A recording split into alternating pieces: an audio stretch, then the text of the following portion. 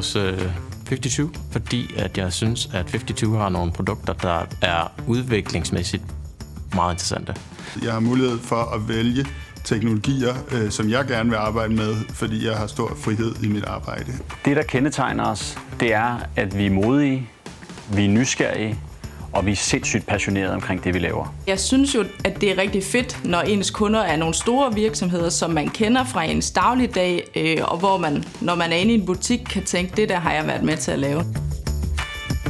Det betyder meget for mig, at vores kunder er ambitiøse. De tænker i ny teknologi. De tænker på at udvikle deres egen forretning til både nye områder, men også gøre tingene på nye måder. Det er rigtig nørderi, vi har her i 52. Altså, det faglige niveau er rigtig højt, altså rigtig, rigtig højt. Man kan virkelig gå i dybden med alt muligt. Man kan ikke bare tage en eller anden skabelon, der er bygget i forvejen, og arbejde videre med. Vi skal opfinde ting, og vi arbejder meget med det, vi laver. Det giver nogle rigtig spændende udfordringer, i hvert fald for udviklere. Det allerbedste for mig ved at arbejde i 52, det er kollegerne.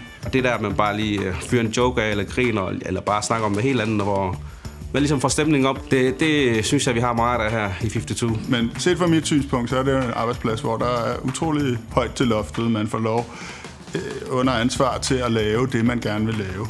At vide det, at man laver noget, som kan hjælpe andre mennesker, det er noget, der driver mig, kan man sige. Altså det gør jo, at jeg har den her følelse af, at jeg gør en forskel.